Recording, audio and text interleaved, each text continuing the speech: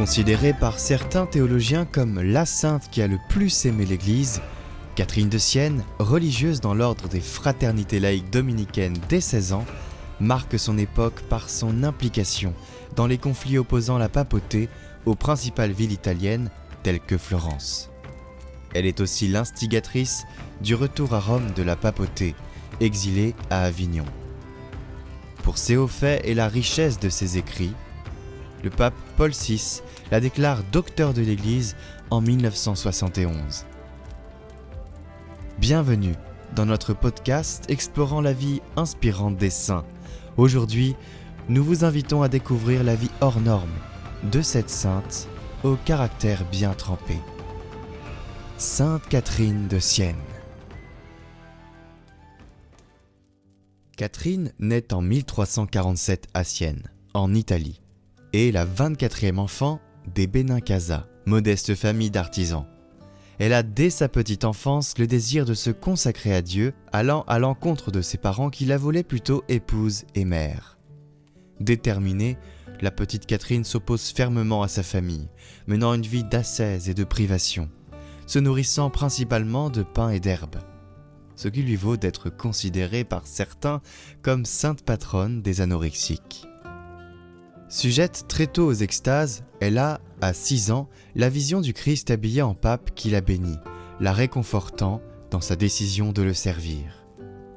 Après avoir convaincu sa famille de son engagement, elle rejoint la communauté religieuse des Sœurs de la Pénitence de Saint-Dominique, où elle s'illustre dans la rénovation de l'ordre dominicain et la médiation dans les conflits divisant l'Église et certaines villes italiennes. Influençant fortement le pape Grégoire VI, elle amène à quitter Avignon, devenu siège des papes, pour retourner à Rome. Elle œuvre également pour l'unité et l'indépendance de l'Église. La pacification entre la papauté et la ville de Florence, alors en guerre.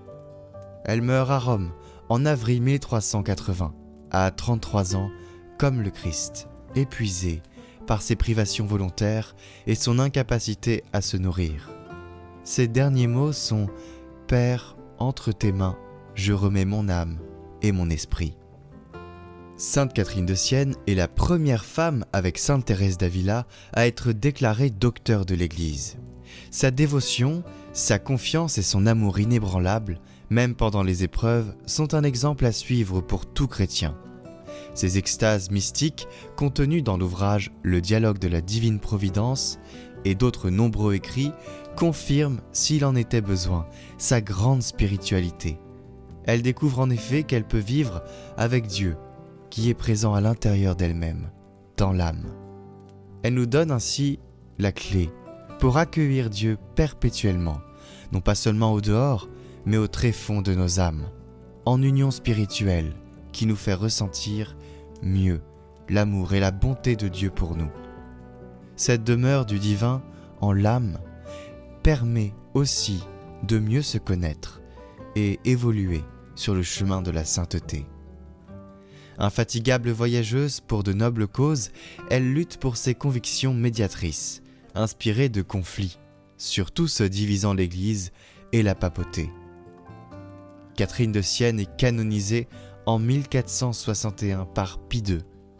Jean-Paul II la proclame sainte patronne de l'Europe en 1999, alors qu'elle est déjà protectrice officielle avec saint François d'Assise de l'Italie. Une anecdote nous édifie particulièrement sur la détermination de Catherine de Sienne d'entrer dans les ordres. Elle fait secrètement vœu de chasteté à 7 ans, et vers ses 12-13 ans, lasse des refus de sa famille et de leur entêtement à la pousser dans la voie du mariage, Catherine coupe sa chevelure magnifique, renonçant ainsi à toute coquetterie. Ses parents mécontent la chasse de sa chambre, ils la relèguent aux tâches ménagères, en lieu et place de la servante. N'ayant plus d'espace privé pour prier et méditer, la jeune fille fait de son âme une cellule intérieure emplie du Christ.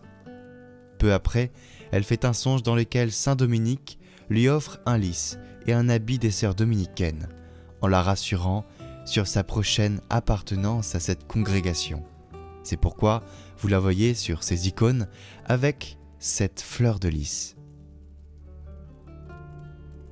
C'est la fin de cet épisode sur Sainte Catherine de Sienne. Merci de vous être joints à nous.